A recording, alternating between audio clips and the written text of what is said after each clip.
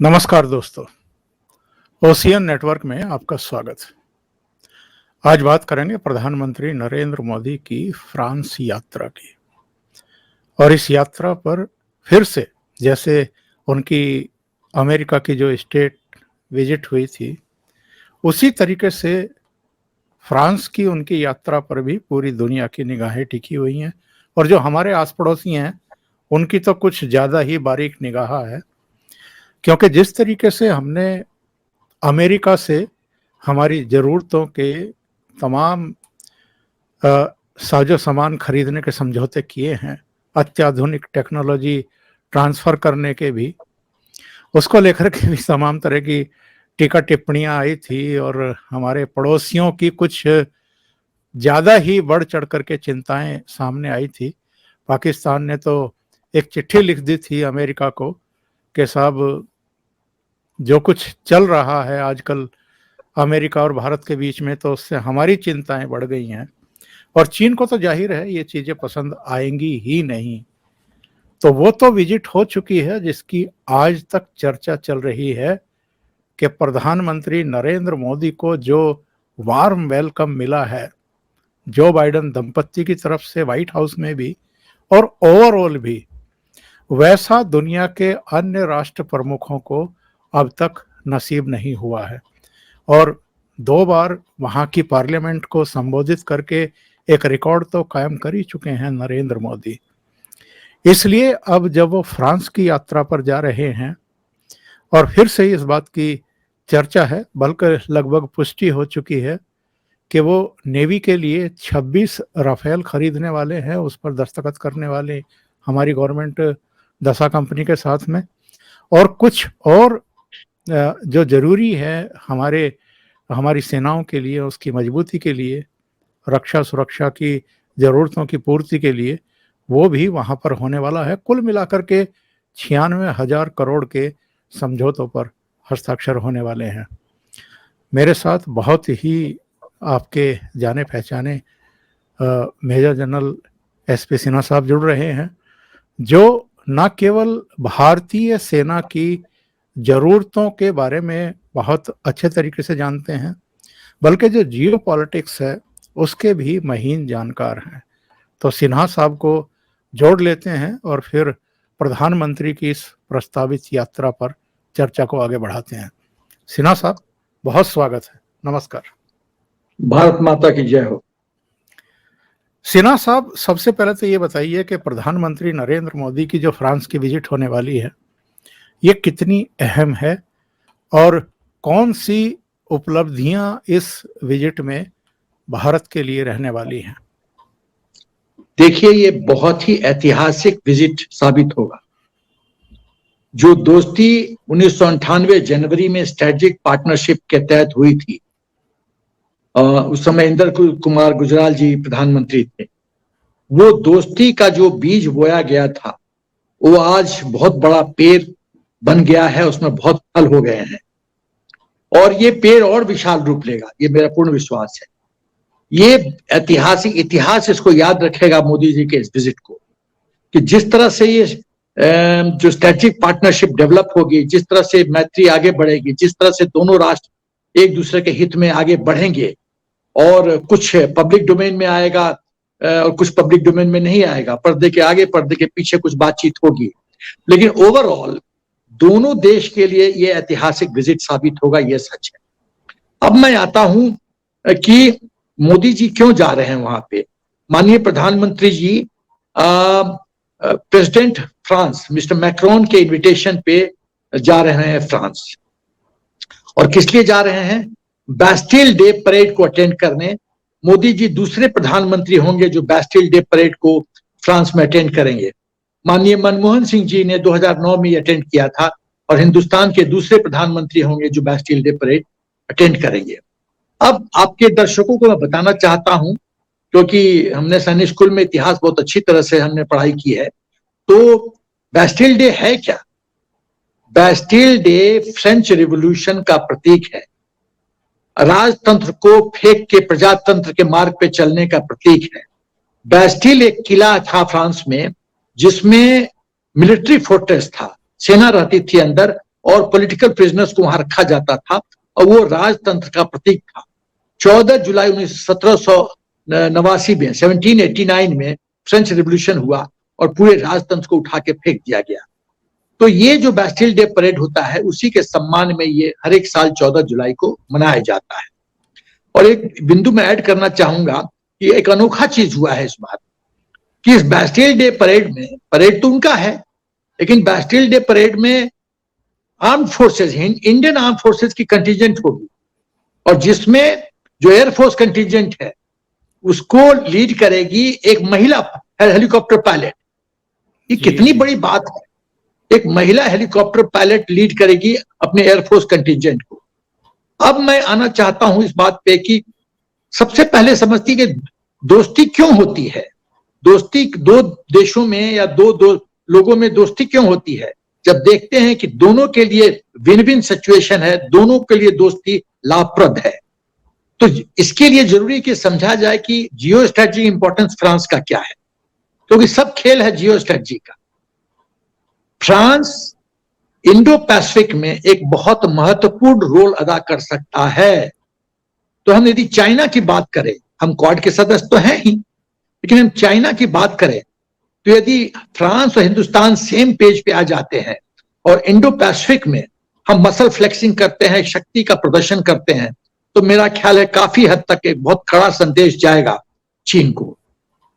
दूसरी बात कि फ्रांस एक बहुत महत्वपूर्ण रोल अदा कर सकता है आईओआर में, इंडियन ओशन रीजन में। इंडियन ओशन रीजन में जिस तरह से चीन की कुदृष्टि लगी हुई है, जिस तरह से चीन स्पाई शिप भेजता है, 15 भेजा था स्पाइंग करने के लिए, और वो बार बार सबमरीन्स भेजता है, अपने शिप्स भेजता है, फिर श्रीलंका के माध्यम से भी हमारा सर्वेलेंस करता रहता है। तो ये तो आईओआर पे, इंडियन ओशन रीजन पे चीन की दृष्टि लगी हुई है। अब हम समझना चाहते हैं कि दोनों देश के विजिट से कैसे इसका महत्व क्या है। पहला कि दोनों देश में मित्रता और मजबूत होगी, बॉन्ड बढ़ेगा।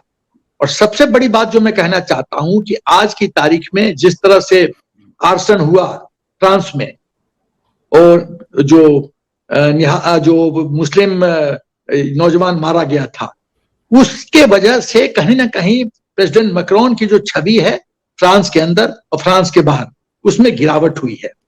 तो माननीय मोदी जी का विजिट एक मोरल बूस्टर के लिए काम करेगा, क्योंकि वर्ल्ड का ऐसा वर्ल्ड लीडर, आप देखिए, मैं एक छोटा सा उदाहरण देता हूं। आप अपने गांव में हैं, आप अपने गांव में हैं और स्टेट का मुख्यमंत्री आपके घर में आए, तो आपकी तो गरिमा गांव में बढ़ जाएगी ना। तो वर्ल्ड लीडर, मोदी जी के कद का वर्ल्ड लीडर आपके घर आ रहा है बास्टिल डे पर अटेंड करने के लिए, तो आप समझिए कि प्रेसिडेंट मैक्रोन की छवि कितना उछाल लेगी। उसके बाद डिफेंस कोऑपरेशन होगा, डिफेंस के फील्ड में बहुत बड़ा कोऑपरेशन होने जा रहा है, जिसका उल्लेख मैं थोड़ी देर के बाद करूंगा। इकोनॉमिक फील्ड में कोऑपरेशन होगा और ब्रॉडर स्ट्रैटेजी यूरोपियन यूनियन और हिंदुस्तान के बीच में और फ्रांस का उसमें क्या रोल होगा, इस पे चर्चा होगी। और 25 साल का स्ट्रेटेजिक पार्टनरशिप भी सेलिब्रेट करने का मकसद है। जैसा मैंने कहा कि जनवरी 1998 में ये पहला स्ट्रेटेजिक पार्टनरशिप साइन किया गया था। और मेरा विश्वास है कि counter terrorism, drug trafficking, terror funding, इन विषयों पे भी चर्चा होगी। और जैसा जो फ्रेंच इन्वॉय है दिल्ली में, उन्होंने बहुत कम शब्दों में बहुत बड़ी बात कह दी है, जिसके मायने बहुत गंभीर हैं और दूरगामी नतीजे उसके निकलेंगे। उन्होंने कहा है कि मोदी जी का विजिट का नतीजा होगा मैक्सिमम इंपैक्ट, मैक्सिमम आउटकम। इन्होंने दो फ्रेज इस्तेमाल किया है, मैक्सिमम इंपैक्ट और मैक्सिमम आउटकम। ये दोनों सेंटेंस में बहुत गाढ़े इसके माने हैं। और उन्होंने कहा है कि हमारी फ्रेंच सरकार की प्राथमिकता है मेक इन इंडिया। तो जब मेक इन इंडिया प्राथमिकता है तो समझ जाइए कि टीओटी, ट्रांसफर ऑफ टेक्नोलॉजी, बहुत तेजी से वो रूप लेगा। अब हम कहना चाहते हैं कि दोनों देश के लिए स्ट्रैटेजिक रिलेशनशिप क्यों विन विन सिचुएशन है। पहली बात कि फ्रांस एक बहुत महत्वपूर्ण रोल अदा कर सकता है इंडो पैसिफिक में और वो हमारे लिए बहुत हितकारी साबित होगा। दूसरी बात कि फ्रांस जो है वो टेक्नोलॉजी वर्ल्ड लीडर है और वो हिंदुस्तान को एक बिग मार्केट के रूप में देखता है और इस तरह से उसके आर्थिक जो स्वास्थ्य है, जो इकोनॉमिक हेल्थ है, उसमें बहुत बड़ा इजाफा होगा। हिंदुस्तान के परिप्रेक्ष्य में बात करें कि फ्रांस कुछ कुछ फील्ड में वो वर्ल्ड लीडर है, जैसे defence, aerospace, nuclear energy, food processing, railways, agriculture research, तो ये सब क्षेत्र में वो वर्ल्ड लीडर है। टेक्नोलॉजी में वो बहुत अग्रिम पंक्ति में खड़ा है। तो यदि हमको लेटेस्ट टेक्नोलॉजी, टीओटी करता है, ट्रांसफर ऑफ टेक्नोलॉजी, और मेक इन इंडिया के तहत हमारा हिंदुस्तान के अंदर मैन्युफैक्चरिंग शुरू होता है, तो उसके कई एडवांटेज हैं। पहला, state of the art technology हमारे पास आ जाएगी। दूसरा, यहाँ लोकल मैन्युफैक्चरिंग होगी। तीसरा, हमारे लोगों को जॉब मिलेगा। चौथा, स्किल डेवलपमेंट होगा। पांचवा, जब युद्ध होगा तो हम दूसरे की तरफ नहीं देखेंगे, क्योंकि हमारी तो घर की खेती है, जब चाहे अपनी खेती से मूंगफली प्याज तोड़ लिया और खा लिए। तो ये सब चीज जो है वो दोनों के देश के हित में हितकारी साबित होगा। तो एक, अब जो आप प्रश्न कह रहे थे कि शुरू में आपने उल्लेख किया कि डिफेंस के क्षेत्र में क्या क्या होने वाला है। जी हाँ, जी तो हाँ। डिफेंस के क्षेत्र में बेसिकली क्या होने वाला है, उसको तीन हिस्सों में हम देखेंगे। पहला कि 100% टेक्नोलॉजी ट्रांसफर शक्ति इंजन का, जो कि पावर प्रोवाइड करेगा एडवांस एलएच को, हेलीकॉप्टर्स के लिए। तो दूसरा, जेट्स, फाइटर जेट्स नेवी के लिए। तीसरा, स्कॉर्पियन सबमरीन। अब एलएच हेलीकॉप्टर के लिए जो शक्ति इंजन होगा वो 100% टेक्नोलॉजी ट्रांसफर होगा। ये बहुत बड़ी बात है। इंजन डेवलपमेंट, ये इंजन डेवलपमेंट ओंकार जी इस देश का बहुत ही बड़ा वीकनेस रहा है। और वो जो साउथ इंडिया थे, नंबी नारायण, हम लोग इतना तेज गति से चल रहे थे, और यहाँ देश के दुश्मन, जिसमें उस समय की सरकार उसमें इन्वॉल्व है कॉन्स्पिरेसी में, और विदेशी ताकतों का पैसा लेके नंबी नारायण को अरेस्ट करवा दिया, और पूरी जो इंजन डेवलपमेंट थी उस पर ब्रेक लग गई। मुझे तो ताज्जुब लगता है ऐसे पॉलिटिकल पार्टी के लोग अभी भी पॉलिटिकली रेलेवेंट कैसे हैं। उनको तो सीधा देश से बाहर उठा के फेंक देना चाहिए। नंबी नारायण के साथ इन्होंने क्या किया? अब सुप्रीम कोर्ट ने क्लियरेंस दे दिया नंबी नारायण को। अब करने से क्या फायदा? वो बेचारा जो इतने साल जेल रहा, जो हम 30 साल 32 साल पीछे हो गए इंजन डेवलपमेंट में, उसका कौन जवाब देगा? अब हम आते हैं जेट्स फॉर नेवी के लिए। देखिए, नेवी दसॉल्ट से हमने रफाल लिया था इंडियन एयरफोर्स के लिए, क्वांटिटी 30। अब क्वांटिटी 26, मेरा ख्याल 36 लिया था हमने। अब हम 26 क्वांटिटी ले जाने रफाल एम का मतलब मैरीटाइम। अब ये जो मैरीटाइम वर्जन होगा वो इंडियन नेवी के लिए होगा, और ये कॉम्बैट एयरक्राफ्ट होगा। आपको समझने की जरूरत है कि इसका इंपॉर्टेंस क्या है। तो इंपॉर्टेंस ये है कि आप यदि एयरक्राफ्ट कैरियर का इस्तेमाल करके कहीं पे अटैक करना चाहते हैं या ब्लॉकेड करना चाहते हैं, तो आपके पास यदि शिप पे एयर पावर नहीं है, शिप तो एक नेवल पावर का प्रतीक है, उसको एयर पावर जब आप प्रदान करते हैं तो उसकी शक्ति में इजाफा होता है। तो जब रफाल एम आईएनएस विक्रांत पे लैंड करने की क्षमता रखेगा, टेक ऑफ करने की क्षमता रखेगा, तो आप समझिए कि आपने एयरबेस को पोजीशन कर दिया आईएनएस विक्रांत पे।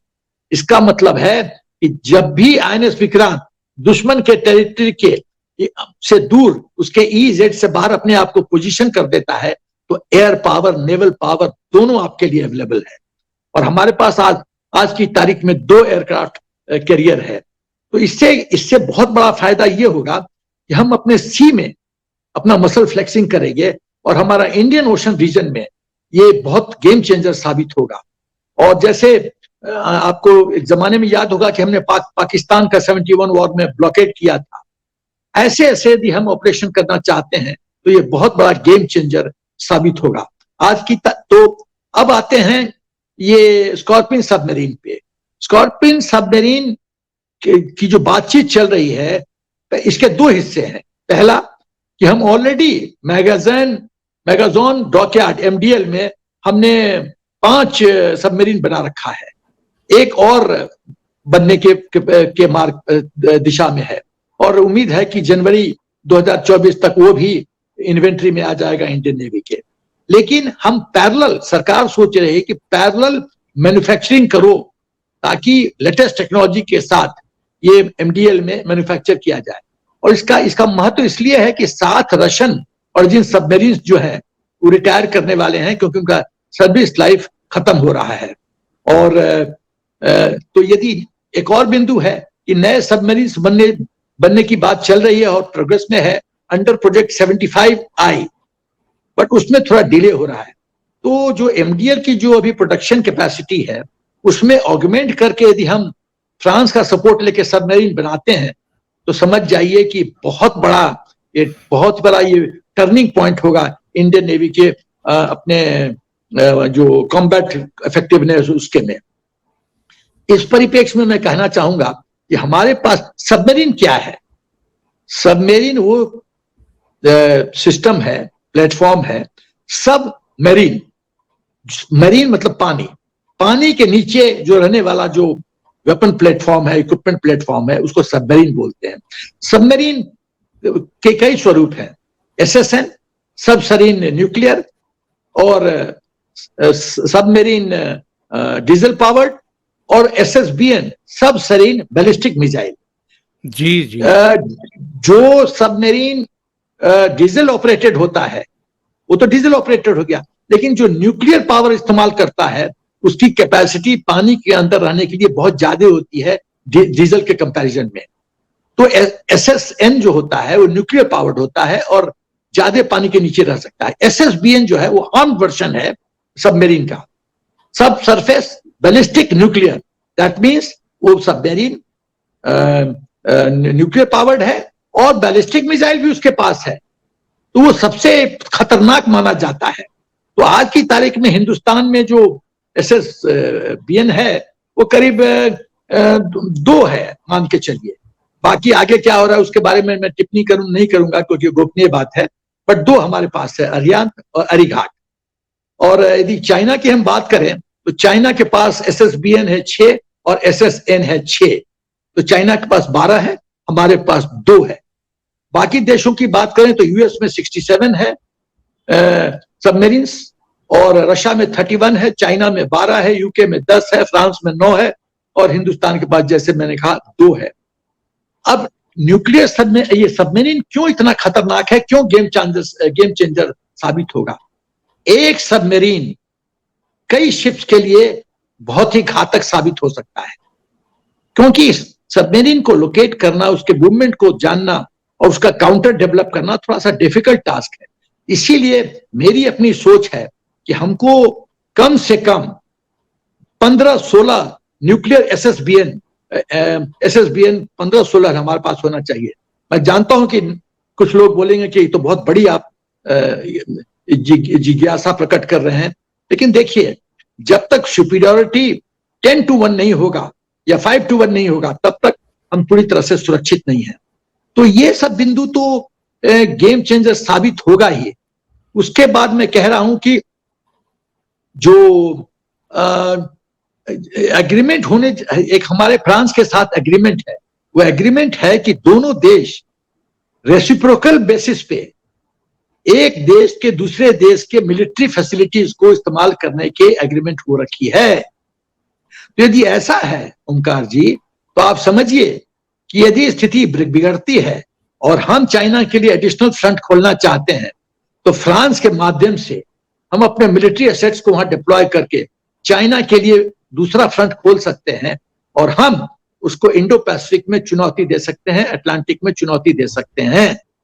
उसके बाद फ्रांस के साथ ये समझौता हुआ है कि टाइम टू टाइम हम मैरीटाइम सिक्योरिटी ऑपरेशंस करेंगे और ज्वाइंट नेवल ड्रिल करेंगे।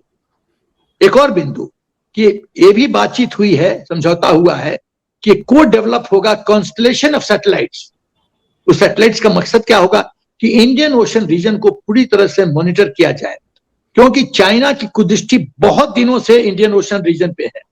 उसके 2 फायदे हैं, क्योंकि ये चाइना समझता है कि यदि उसका सी रूट हिंदुस्तान खतरे में डालेगा IOR के माध्यम से, तो उसका पास उसका जवाब होना चाहिए। दूसरा, वो श्रीलंका के पॉलिटिक्स को प्रभावित करना चाहता है। हरवन तोता पोर्ट लेके उसने अपना एक पांव दबा दिया है श्रीलंका में, तो हमारा साउदर्न फ्लैंक जो है वो थोड़ा खतरे में है। हम लोग कूटनीति तो कर रहे हैं, बट एक श्रीलंका हाँ ना कभी इस पेड़ पे कभी उस पेड़ पे जंप करता रहता है मंकी की तरह। तो ये तो अंतरराष्ट्रीय स्तर पे खेलता चलता रहेगा। तो आप देखिए कि ये जो मोदी जी का विजिट है, इन बिंदुओं से बहुत ही महत्वपूर्ण है। एक और बिंदु मैं कहना चाहता हूं कि ये भी बातचीत चल रही, ये भी बात है जो पब्लिक डोमेन में है कि फ्रांस एक बहुत महत्वपूर्ण रोल अदा करेगा हिंदुस्तान के सिविल एविएशन इंडस्ट्री में। और एयर इंडिया और इंडिगो, एयर इंडिया 250 एयरक्राफ्ट और इंडिगो 500 एयरक्राफ्ट एयरबस जो फ्रांस की कंपनी है उससे खरीदेंगे। तो आप देखिए दोनों देश में स्ट्रेटेजिक पार्टनरशिप, दोनों हमारे लिए मिलिट्री इक्विपमेंट का परचेज, हमारे लिए इंडियन सिविल एविएशन के लिए ब्रेक थ्रू, मिस्टर मैक्रोन के रेस्पेक्ट में, इज्जत में देश के अंदर और देश के बाहर एक बहुत बड़ा इजाफा। उसके बाद एक गोपनीय तरीके से मैं बात करना चाहता हूं कि मेरा अनुमान है, मेरा फौजी ब्रेन कहता है, मैं बैटल रीडिंग कर रहा हूं कि कहीं ना कहीं मुझे लगता है कि पर्दे के पीछे जब 1-to-1 मीटिंग होगा तो मोदी जी और मिस्टर मैक्रोन के बीच में बातचीत होगी कि भविष्य में यदि ऐसा आसन होता है फ्रांस में तो हमारा कोर्स ऑफ एक्शन क्या होना चाहिए, हम कैसे टैकल करें, जैसे आप मोदी जी टैकल कर रहे हैं हिंदुस्तान में। क्योंकि जो लोग वहां समस्या कर रहे हैं हो सकता है यहां भी समस्या करें। अब भूतकाल में तो ये समस्या कर रहे थे, तो ये भी एक गाइडेंस, क्योंकि मोदी जी अब लीडर हैं, अब एक गाइडेंस के रूप में मिस्टर मैक्रोन बोलेंगे कि गुरुदेव बताइए हम क्या क्या कर सकते हैं, गाइडेंस दीजिए। तो ये भी हो सकता है। बट ओवरऑल देखिए ये विन विन सिचुएशन है दोनों देश के लिए। ये चाइना और पाकिस्तान के लिए बहुत खतरे की घंटी है और हिंदुस्तान की बढ़ती हुई ताकत है। और हमारे पास टेक्नोलॉजी लेटेस्ट आएगा, हमारी manufacturing DIB defence industry base बनेगा, लोकल मैन्युफैक्चरिंग होगा, मेक इन इंडिया को इजाफा मिलेगा, जॉब एम्प्लॉयमेंट मिलेगा। तो ये बहुत ही बड़ा गेम चेंजर है। ओमकार जी बताइए, आप ओमकार जी, आप तो जर्नलिज्म में इतने सालों से हैं, आप तो वेटरन हो गए हैं, हम तो फौजी वेटरन हैं, आप तो जर्नलिज्म के वेटरन है। तो वेटरन होने के नाते आप देखिए, कभी आपने सोचा था कि इस गति से हिंदुस्तान अचीव करेगा जो कर रहा है? मैंने तो कभी नहीं सोचा था। नेवर। जो सम्मान हिंदुस्तान को मिल रहा है, जो सम्मान हमारे प्रधानमंत्री जी को मिल रहा है, जैसा आपने शुरू में कहा कि अमेरिका में क्या सम्मान मिला है, चीन और पाकिस्तान की तो नींद उड़ गई। और आज देखिए फ्रांस में जाएंगे तो देखिएगा कितना सम्मान मिलेगा। जब पपुआ के एग्जीक्यूटिव हेड प्रधानमंत्री पांव छू के प्रणाम करते हैं, हुज ए क्रिश्चियन, सनातनी तरीके से पांव छू के प्रणाम करते हैं, तो सीना हमारा गर्व से फूल जाता है। ये नया हिंदुस्तान है, ये नए हिंदुस्तान का सूर्योदय है। मोदी जी ने हिंदुस्तान शेर को पिंजरे से निकाल के खोल दिया है दरवाजा, शेर अब चिघार रहा है, पूरे विश्व में कंपन हो रही है। ओमकार जी, पूरा विश्व शेर को सम्मान कर रहा है, इससे ज्यादा हमें क्या चाहिए? बहुत अच्छा लगता है जी। सिन्हा साहब, खुद जो बाइडेन ने ये कहा था भारत के साथ जो रक्षा सुरक्षा सौदे हुए हैं कि हमारे यहाँ भारत की वजह से, भारत के साथ हुए सौदों की वजह से 1 लाख रोजगार जनरेट होंगे। इसी तरह की टिप्पणी हमने प्रधानमंत्री ब्रिटिश से भी सुनी थी कि चूंकि हमारे यहाँ भी एयरबस के पुर्जे बनते हैं, बहुत सारी ऐसी चीज़ें हैं, तो हमारे यहाँ भी रोजगार जनरेट होंगे। और अभी आपने बताया कि फ्रांस में किस तरह की संभावनाएं बढ़ जाएंगी, क्योंकि 500 एयरबस के ऑर्डर तो केवल इंडिगो ने दिए हैं और दूसरे भी कंपनियों ने जहाज के ऑर्डर दिए हुए हैं। और अभी 96,000 करोड़ के सौदे प्रधानमंत्री के वहां लैंड करने के बाद होंगे। और जैसा प्रधानमंत्री हमेशा करते हैं, हर देश में जहां भी जाते हैं वहां की बड़ी कंपनियों के CEO से बातचीत करते हैं और भारत में भी निवेश आए ये सुनिश्चित करते हैं। अभी एक रिपोर्ट में कल ही पढ़ रहा था, उसमें बताया गया कि दुनिया में इस समय सर्वाधिक निवेश अगर कोई आकर्षित करने में कामयाब हो रहा है तो वो इंडिया है। तो ऐसे में क्या हम ये माने कि जो इस समय ग्लोबली जो नए सिरे से अलाइनमेंट हो रहे हैं उसमें भारत एकदम लीड ले गया है? अब आप देखिए एकदम कि हम इजराइल से भी हथियार खरीदते हैं जब हमें जरूरत पड़ती है, हम रूस से भी खरीदते हैं, हम फ्रांस से भी खरीदते हैं, हम अमेरिका से भी खरीदते हैं। जी देखिए ओंकार जी, पहली बात तो यह है कि आप अपना धंधा बिजनेस किसके साथ करना चाहेंगे? जो कंपनी स्टेबल हो, या ऐसी जिस कंपनी में हमेशा 10 दिन के बाद पंगा हो, लॉकआउट हो, स्ट्राइक हो? ऐसे में तो हिंदुस्तान आज सेफ डेस्टिनेशन है इन्वेस्टमेंट के लिए। क्यों है? क्यों? पॉलिटिकल लीडरशिप बहुत स्ट्रांग है, स्टेबिलिटी है। 9 साल से मोदी जी जो सत्ता में है, स्टेबिलिटी है। घर के अंदर तो कुछ लोग डिरेल करते रहते हैं, कुछ लोग जाके देशद्रोही लोग बकवास करते हैं अमेरिका में, उनको क्यों नहीं पॉलिटिकली सॉर्ट आउट किया जाता है ये मेरी समझ में नहीं आता है। वो तो इतना खुला उनपे चार्जेस है। लेकिन सवाल है कि जब हम बात करते हैं, कहा था प्रत्यक्षम की प्रमाणम, यदि प्रत्यक्ष रूप में देखिए तो हमारा जीडीपी बढ़ रहा है। कोरोना में पूरा विश्व तबाह हो गया, मोदी जी ने वैक्सीन ही फ्री नहीं दिया लोगों को, गरीबों को फ्री राशन दिया, हमारी इकोनॉमी में कोई कमी नहीं हुई। ये क्या कम है? तो ये तो दिखाता है कि हिंदुस्तान में कुछ तो है, कि हिंदुस्तान इतना स्टेबल क्या है। यही लालच है। हिंदुस्तान विश्व का नया मार्केट है, नया ट्रेडिंग प्लेस है, नई जगह है जहां आप पैसा डालोगे तो सुरक्षित रहोगे। अब इकोनॉमिक एंगल से मैं कुछ टिप्पणी करना चाहूंगा ओंकार जी। जी जी कि ये सच है कि हिंदुस्तान और फ्रांस 17 सेंचुरी से ट्रेडिंग पार्टनर रहे एक दूसरे। हिंदुस्तान विश्व का 5th लार्जेस्ट इकोनॉमी है, फ्रांस विश्व का 7th लार्जेस्ट इकोनॉमी है। France 7th largest foreign investor है हिंदुस्तान में। एफडीआई उसका है 9.67 बिलियन डॉलर्स का। अप्रैल 2000 से लेके सितंबर 2020 तक का ये डाटा है। अभी हाल फिलहाल में तो और बढ़ गया होगा। बायलेटरल ट्रेड दोनों देश में है, जो यूरोप का जो करेंसी है उसमें 10.7 बिलियन। 1000 से ज्यादा फ्रेंच कंपनियां हिंदुस्तान में ऑपरेट कर रही हैं, जिनका टोटल टर्नओवर है 220 billion US dollars. 210 Indian company France में ऑपरेट कर रही हैं, जिसका स्टॉक है यूरोपियन करेंसी के माध्यम से 1 बिलियन डॉलर्स। तो आप देखिए कितना इंपॉर्टेंट इकोनॉमिक दृष्टिकोण से कितना इंपॉर्टेंट ये फ्रांस और हिंदुस्तान की दोस्ती है। अब यदि हम पॉलिटिकल लेवल की बात करें तो हिंदुस्तान और फ्रांस दोनों G20 के सदस्य हैं। फ्रांस G20 के अलावे G7 का सदस्य है। फ्रांस हमारा इतना हितैषी है, शुभचिंतक है कि वो बार बार ये बात कहता है, यूनाइटेड नेशंस में भी कहा है कि हिंदुस्तान को यूनाइटेड नेशन सिक्योरिटी काउंसिल की परमानेंट सीट मिलनी चाहिए। तो एक साउंडिंग बोर्ड है। तो ऐसा पार्टनर जहां से हमको टेक्नोलॉजी मिले, हमारी military equipment state of the art मिले, एयरफोर्स को रफाल के द्वारा शक्ति मिले, इंडियन नेवी को रफाल एम के द्वारा शक्ति मिले, टेक्नोलॉजी ट्रांसफर हो, यूनाइटेड नेशंस में हमारी हित की बात करे, तो ये तो बड़ी अच्छी बात है ना। इतना भूतकाल में तो मैंने ये सब प्लस पॉइंट नहीं देखा था। सवाल है कि मोदी जी एक बहुत ही समर्थ और बहुत बुद्धिमान और बहुत अपना शतरंज का चाल बहुत ही बारीकी से खेलते हैं ओंकार जी। और उनके हर एक चाल के पीछे, जैसे शतरंज में कहते हैं ना, घोड़ा का चाल को रीड करना बहुत मुश्किल है। 2.5 घर चलता है, दाहिने 2.5 घर, बाएं, पीछे, आगे, कभी भी 2.5 घर कहीं भी चल सकता है।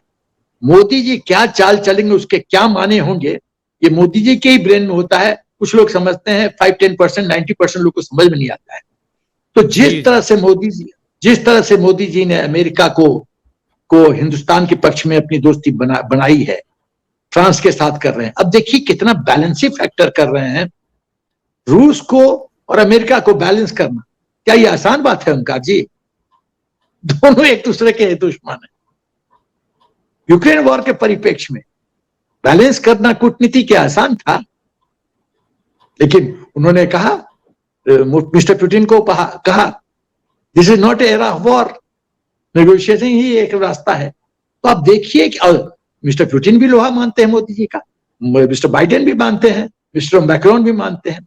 तो कुछ तो बात है हमारे इस प्रधानमंत्री जी में कि सब घुटने टेकते हैं, मानते हैं, रेस्पेक्ट करते हैं, झुकते हैं और उनकी सुनते हैं। तो ये नया हिंदुस्तान है उनका जी, हमें बहुत खुशी हुई। सिन्हा साहब, हमने देखा था 2019 के पहले राफेल को लेकर के काफी बकवासबाजी इस देश में हुई थी, भ्रष्टाचार की बातें की गई थी, और ये वो लोग कर रहे थे जिन्होंने सेना को एक गांव में कहते हैं कि चौड़े में छोड़ दिया था। मतलब उसके पास हथियारों की भी कमी थी। आप जानते हैं जो सेना की गतिविधियों पर भी, उसकी रक्षा सुरक्षा ज़रूरतों पर भी बारीक नज़र रखते हैं। उनको पता है कि हमारे यहाँ 42 स्क्वाड्रन होने चाहिए। 30 पर आकर के वो ठहर गया था, अब जाकर के बढ़ने शुरू हुए हैं। तो जिन्होंने सेना को एक तरीके से निहत्था कर दिया था, हमारी सेना के पास जो ट्रेनर विमान होते हैं उनका भी एक तरीके से अकाल पड़ गया था। प्रधानमंत्री ने एक फैसला किया, लेकिन उसको क्रिटिसाइज किया गया, उसमें भ्रष्टाचार हुआ है, कई गुना कीमत पर राफेल खरीदा गया है, तमाम तरह की बातें। और अभी जब MQ-9 प्रेडेटर जो ड्रोन है उसकी डील हुई अमेरिका के साथ में, तो इन्होंने फिर कहा कि 4 गुना कीमत पर जो है अमेरिका से ये ड्रोन खरीदे जा रहे हैं। ये जो एक कहना चाहिए कि रायता फैलाने की कोशिश होती है, राजनीतिक स्कोर करने की कोशिश होती है। और मैं तो इससे बढ़कर के कहूँगा कि इन्होंने तो कुछ किया नहीं सेनाओं को मजबूत करने के लिए, जबकि दोनों तरफ से, 2 परमाणु शक्ति संपन्न देशों की तरफ से हमें लगातार खतरा बना रहता है, फिर भी इन्होंने नहीं किया। अब अगर एक सरकार कर रही है और वो गवर्नमेंट टू गवर्नमेंट डील कर रही है, ये नहीं है कि दलालों के जरिए कर रही है, ऐसे में इस तरह के आरोप लगाने का इनका मकसद क्या है? देखिए ओंकार जी, मैंने बहुत एग्जॉस्टिव रिसर्च किया है ये राफेल डील पे। अब जो मैं बोलने जा रहा हूं बहुत ही कंडेंस्ड पॉइंट फॉर्म में बोलूंगा। इंडियन एयरफोर्स को, जैसा आपने कहा, 42 फाइटर जेट स्क्वाड्रन्स ऑथराइज्ड है। एक जमाने में कुछ साल पहले जब इसी चल रहा था प्रोक्योरमेंट, तो 31 हेल्ड था, जिसमें से MiG-21 वो निकल जाएगी तो कितना बचा? यदि 6-7 निकल जाता है तो आप समझिए 42 से ऑलरेडी 31 हेल्ड है, 6-7 निकल गया तो 24-25 पे पहुंच जाएगा। उसके बाद MiG-27 MiG-29 निकल जाएगा और नीचे चले जाएगा। तो आप बताइए 42 ऑथराइज है, आप हाफ पे आ गए, इंडियन एयरफोर्स कैसे लड़ेगी टू फ्रंट वॉर सिनेरियो में? बोफर्स के बाद इंडियन आर्मी को आर्टिलरी कोई गन मिला? क्यों नहीं मिला? क्यों नहीं? जब 42 पूरा फाइटर जेट नहीं था तो क्यों नहीं इंडियन एयरफोर्स को दिया गया state of the art technology? कोई भी वेपन प्लेटफॉर्म का लाइफ होता है अबाउट 15 इयर्स। जो मॉडर्न आर्मी हो 30 कॉन्सेप्ट करते हैं, 30 पुराना technology, 40 current technology, next 30 futuristic technology. क्या हिंदुस्तान में ऐसा था? नहीं। आप तो WE वॉर इक्विपमेंट और वॉर इक्विपमेंट टेबल के तहत जो ऑथराइजेशन है वो भी नहीं दे रहे हैं, जो हमारा ऑथराइजेशन है। दूसरा बिंदु, ये जो भ्रष्टाचार की बात हुई, ये कांग्रेस पार्टी जो 2008 में MOU साइन किया, इनकी सोच बहुत साफ थी कि चीन जो जैसा इशारा करेगा उस पर ये नाचेंगे। चीन ने कहा किसी तरह से राफेल प्रोक्योरमेंट को रोको। रोकने का क्या तरीका है? 2 तरह से अटैक किया। मोदी चोर है, मोदी चोर है कहना शुरू किया। अपना अंबानी को कर दिया, बहुत फायदा कर दिया। सवाल ये कितना परसेंटेज दिया? पूरा 30,000 करोड़। ऑफसेट कितना? 50,000 करोड़, 50% ऑफसेट है। अरे वो लेस देन 1% भी नहीं मिला अंबानी को। क्या बात करता है ये लोग? फैक्ट फिगर्स जानता ही नहीं है। दूसरी बात, ग्लोबल टेंडर निकला था कब? LOI, लेटर ऑफ इंटेंट, निकाला गया था वर्ल्ड ग्लोबल टेंडर के लिए अराउंड 2002। कोई भी ग्लोबल टेंडरिंग में पहला होता है टेक्निकल बिड इवैल्यूएशन और उसके बाद होता है कमर्शियल बिड। सब कुछ प्रोसेस करके टेक्निकल इवैल्यूएशन में 2 कंपनी सक्सेसफुल हुए, एक रफाल था, एक और कंपनी थी। कमर्शियल बिड में रफाल L1 था। L1 मतलब लोएस्ट वन, जो कोट था उस कंपनी का उससे सस्ता था रफाल। तो ऑब्वियसली जो हमारा प्रोक्योरमेंट प्रोसीजर उसके तहत L1 को देना चाहिए। तो L1 घोषित हो गया 2011-12 में। CFA का अप्रूवल हो गया, कॉम्पिटेंट फाइनेंशियल अथॉरिटी का अप्रूवल हो गया। सप्लाई ऑर्डर क्यों नहीं प्लेस हुआ ओमकार जी? 2011-12 में सप्लाई ऑर्डर क्यों नहीं प्लेस हुआ? कैपिटल प्रोक्योरमेंट में 22 से 24 स्टेप्स होते हैं, 23.5 स्टेप हो गया खत्म, CFA का अप्रूवल हो गया, सप्लाई ऑर्डर नहीं प्लेस हुआ क्योंकि मलाई नहीं पहुंचा था। और फ्रांस को भी डसॉल्ट को पता चल गया था कि कांग्रेस पार्टी सत्ता में नहीं आ रही है, तो वो सोचा मैं मलाई दे दूं, हमारा तो पैसा डूब जाएगा। कहीं सरकार ने कैंसिल कर दिया ऑर्डर, तो उन्होंने मलाई नहीं दिया तो इन्होंने सप्लाई ऑर्डर नहीं दिया। और एंटनी कहता है कि हमारा पैसा नहीं था। अरे भाई पैसा नहीं था तो ग्लोबल टेंडर क्यों निकाले? हमारे गांव में कहावत है, पैसा न कौड़ी बीच बाजार में दौड़ा दौड़ी। हमारे गांव में एक कहावत है। अरे जब पैसा नहीं है तो मार्केट में क्या है? अब इस सरकार के पास पैसे की कमी क्यों नहीं दिखाई दे रही? एग्जैक्टली। तो सवाल यह है कि कांग्रेस सरकार ने कभी अपग्रेडेशन की बात ही नहीं की। एक और बिंदु मैं कहना चाहता हूं, आपको याद होगा कांग्रेस पार्टी राहुल गांधी उछल उछल के कह रहा था टेक्निकल डिटेल्स दिया जाए। क्यों? क्या करोगे टेक्निकल डिटेल्स जान के? क्योंकि चाइना चाहता था कि रफाल जो फ्रांस है उसका क्या कैपेबिलिटी है, कौन कौन मिसाइल है, उसका डिटेल्स क्या है। ये राहुल गांधी चाइना के इशारे पे नाचता है, राजद्रोह करता है, शेमलेस आदमी। तो सवाल ये है कि ये है पूरा खेल रफाल का। ये चाइना, जो लोग यहां आवाज उठाते हैं। एक और बिंदु मैं कहना चाहता हूं, मोदी जी चोर इसने कहा था राहुल गांधी, फिर सुप्रीम कोर्ट में जाके माफी मांगा। ये जो डील हुआ, पैसा कब होता है, मिलता है? पैसा तब मिलता है जब एक बीच का पार्टी होता है ब्रोकर, जो डील थ्रू करवाता है। क्योंकि डसॉल्ट से पैसा लेगा कैश में, या जिस तरह से भी ले उसको कैश में कन्वर्ट करेगा, हवाला के माध्यम से यहाँ के पॉलिटिकल सिस्टम को पैसा पहुंचाएगा। जब बीच में ब्रोकर है ही नहीं, बीच में थर्ड पार्टी है ही नहीं, और डील हुआ है इंटर गवर्नमेंटल एग्रीमेंट IGA के तहत G2G बेसिस पे, तो पैसा क्या प्रेसिडेंट मैक्रोन देंगे मोदी जी को? क्या ये संभव है? क्या ये ट्रांजैक्शन आ सकता है? नहीं ओमकार जी, पॉसिबल नहीं है। तो ये तो हवा में बात करने की बात है, ये सब खाली पॉलिटिकल गिमिक्री है, ये बकवास करते हैं ये लोग, कोई बात में दम नहीं है। मोदी जी के इंटेग्रिटी फैक्टर पे CIA का रिपोर्ट है कि Modi ji is incorruptible. America की इंटेलिजेंस एजेंसीज का रिपोर्ट है, इनकरप्टेबल है, उनपे, उनका चरित्र पे आंच नहीं लगाया जा सकता, दोष नहीं पाया जा सकता, उनको खरीदा नहीं जा सकता। ये बकवास करते हैं यहाँ हिंदुस्तान में रहने वाले लोग। तो ये पूरा खेल ये है, ये चाइना एंगल है, ये लेफ्टिस्ट कबाल का गैंग है, ये टुकड़े टुकड़े गैंग के लोग, ये टूल किट है जो मोदी जी को कमजोर करना चाहता है। जब सेना कमजोर होगी, सेना के पास इक्विपमेंट आएगा, तो चीन को फायदा होगा। यही तो चाहता था चीन कि रफाल नहीं आए, रफाल आने से कष्ट हो जाएगा। ये बहुत दुख की बात है। अरे राजनीति करो, लेकिन राजद्रोह तो मत करो। देश सशक्त होगा तो तुम्हारा भी इज्जत होगा विदेश में। ये तो कौन पूछेगा? कौन पूछेगा तुम्हें? आज मोदी जी को पूछ रहा है क्योंकि देश सशक्त हो रहा है, 5th पावर हो गए, हम 12 से 5वां स्थान पे पहुंच गए। मिलिट्री पावर है, इकोनॉमिक पावर है, डिप्लोमेटिक पावर है, वर्ल्ड गुरु है, तो इज्जत हो रही है।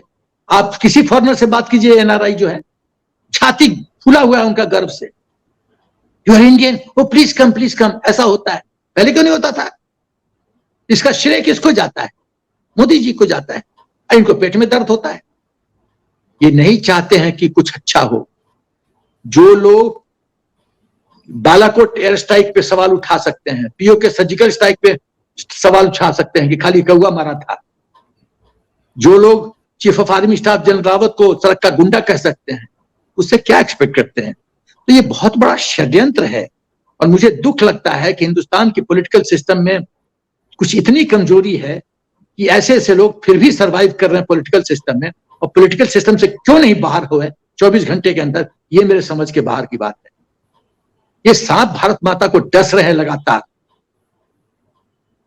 लगातार डस रहे हैं ओंकार जी। तो ये पूरा खेल जो है मिलिट्री इक्विपमेंट परचेज का, मैं दिल्ली में पोस्टेड था, मुझे पता है ये 5 स्टार होटल में लोग एक एक साल रूम बुक करके रखते थे, ये फॉरेन कंपनीज के रिप्रेजेंटेटिव। एक एक दिन का खर्चा 10,000, 12,000, 20,000 होगा, प्लस कुछ लोगों को एंटरटेन करो, उसमें 20-25 हजार खर्चा। एक एक साल रूम रखते थे। कहां गए वो लोग? गायब हो गए। 5 स्टार में अब नहीं दिखते हैं। 5 स्टार में अब ये नहीं दिखते हैं, इनकी दुकानदारी बंद हो गई। अगस्ता वेस्टलैंड में बंदा है ना अंदर जेल के। ये एक कहानी है। देश के दुश्मन ही देश को कमजोर कर रहे हैं, बट ये सेफ इन्वेस्टमेंट है। विश्व समझ गया है कि जब तक मोदी जी प्रधानमंत्री हैं तब तक ये सेफ हेवन है, सेफ इन्वेस्टमेंट है, इन्वेस्ट करो, और दोनों देश के लिए विन विन सिचुएशन है। ओमकार जी, सिन्हा साहब, बहुत बहुत धन्यवाद। बहुत ही महत्वपूर्ण जानकारियां आज हमारे दर्शकों को आपसे मिली हैं। हम उम्मीद करेंगे कि आगे भी जब ये यात्रा शुरू होगी तो आप हमारे साथ जुड़ेंगे और एकदम फ्रांस में जो भी डील होंगी उन पर जरूर हम लोग चर्चा करेंगे। तो वाशिंगटन के बाद अब पेरिस में जब प्रधानमंत्री का स्वागत होगा तो जाहिर है भारत ही नहीं पूरी दुनिया की निगाहें उस इवेंट पर होंगी। सिन्हा साहब, बहुत बहुत धन्यवाद आपका जुड़ने के लिए। Thank you so much. Bharat माता की जय। भारत माता की जय।